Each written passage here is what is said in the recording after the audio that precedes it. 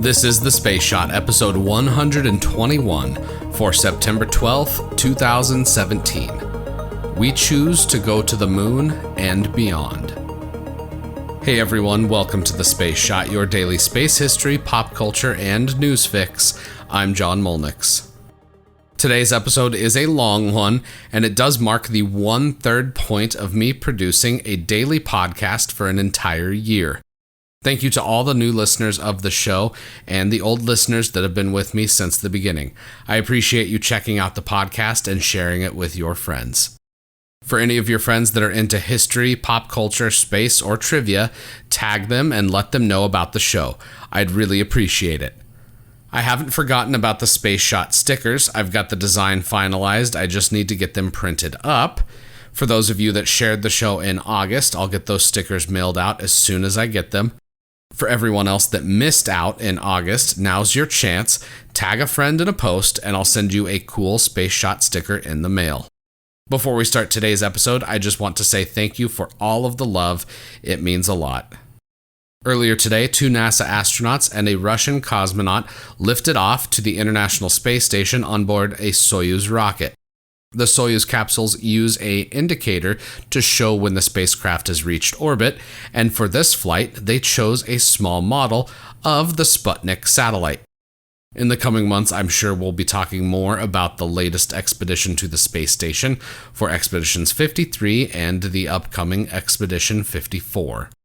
I've also got a few pop culture news items for today. A teaser for the Star Trek Discovery soundtrack was released online, and it sounds pretty good so far. It's definitely left the soft rock title from the Enterprise series behind, thankfully, I might add, and moved to a more traditional orchestral arrangement. I'm really excited for the series to start later this month, and I'm hoping that the showrunners are able to do some great things with Discovery. I'm also kicking around some ideas for Discovery-related episodes, so stay tuned for that. Also, over the weekend, I watched the first episode of The Orville, and it was pretty good. It was one of the better pilot episodes for any TV show. I'm looking at you, Encounter at Farpoint for Star Trek The Next Generation, and I'm hoping the writers for The Orville are able to strike a balance between the campy fun of the movie like Galaxy Quest with some serious storytelling when it's needed.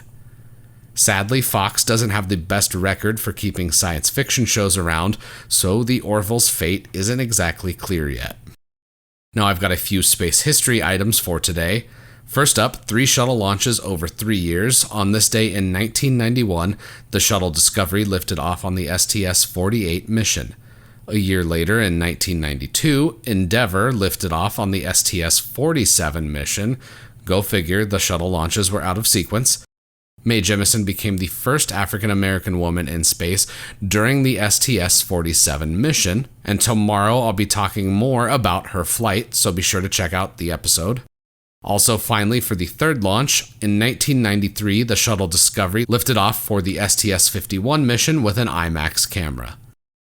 Now it's time for Cassini Countdown number 3. The Cassini spacecraft discovered evidence of, quote, hot water chemistry beyond Earth.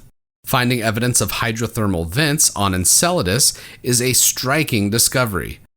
This type of activity is exciting because here on Earth, hydrothermal vents are hotbeds for exotic forms of sea life. Now, simply seeing hydrothermal vents is no indication that there's life on Enceladus, but it's a place that we could look at in more detail for future missions. Now, for a little bit more space history, one of the most famous speeches during the space race was delivered on September 12, 1962, at Rice University in Texas. President Kennedy delivered a speech at the football stadium at Rice University in front of a crowd of about 35,000 people. This is one of my favorite speeches of all time, and I want to read a passage from it.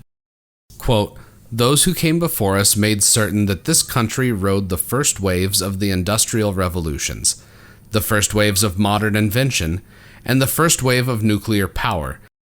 And this generation does not intend to flounder in the backwash of the coming space age. We mean to be a part of it. We mean to lead it. For the eyes of the world now look into space, to the moon and to the planets beyond, and we have vowed that we shall not see it governed by a hostile flag of conquest, but by a banner of freedom and peace. We have vowed that we shall not see space filled with weapons of mass destruction, but with instruments of knowledge and understanding. Yet the vows of this nation can only be fulfilled if we in this nation are first, and therefore we intend to be first. In short, our leadership in science and in industry, our hopes for peace and security, our obligations to ourselves as well as others, all require us to make this effort, to solve these mysteries, to solve them for the good of all men, and to become the world's leading spacefaring nation. We set sail on this new sea because there is new knowledge to be gained, and new rights to be won, and they must be won and used for the progress of all people. For space science, like nuclear science, and all technology, has no conscience of its own. Whether it will become a force for good or ill depends on man, and only if the United States occupies a position of preeminence can we help decide whether this new ocean will become a sea of peace or a terrifying theater of war. I do not say that we should or will go unprotected against the hostile misuse of space any more than we go unprotected against the hostile use of land or sea. But I do say that space can be explored and mastered without feeding the fires of war, without repeating the mistakes that man has made in extending his writ around this globe of ours. There is no strife, no prejudice, no national conflict in outer space as yet. Its hazards are hostile to us all. Its conquest deserves the best of all mankind, and its opportunity for peaceful cooperation may never come again. But why, some say, the moon? Why choose this as our goal?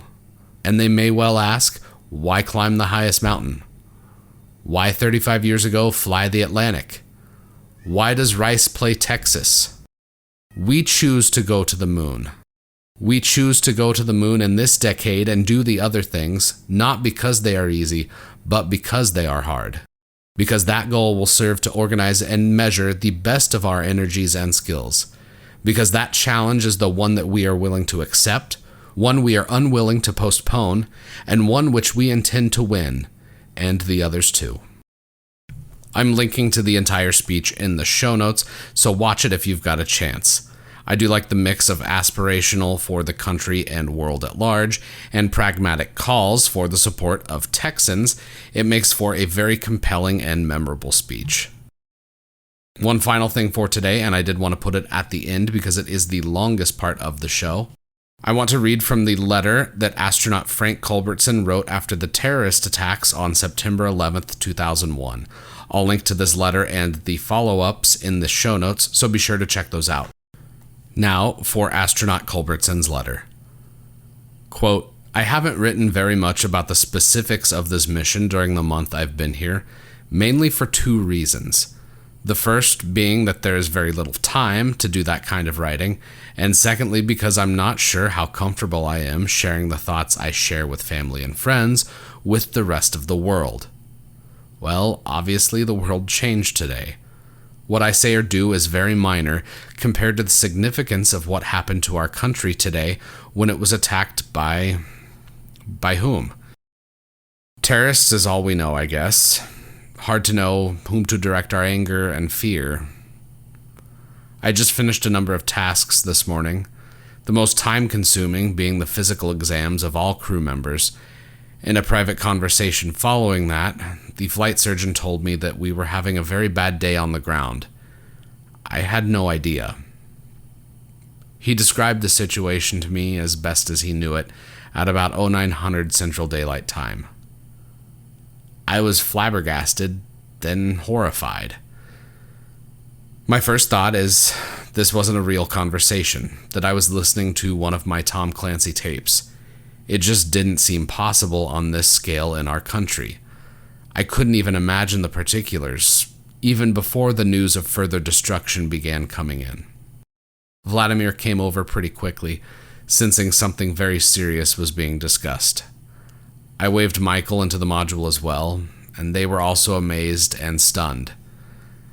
After we signed off, I tried to explain to Vladimir and Michael as best as I could the potential magnitude of this act of terror in downtown Manhattan and at the Pentagon.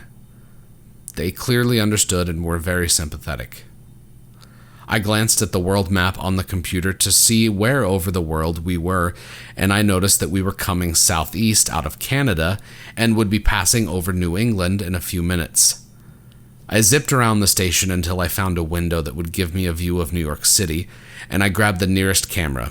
It happened to be a video camera, and I was looking south from the window of Michael's cabin. The smoke seemed to have an odd bloom at the base of the column that was streaming south of the city. After reading one of the news articles we just received, I believe we were looking at New York around the time of or shortly after the collapse of the second tower. How horrible.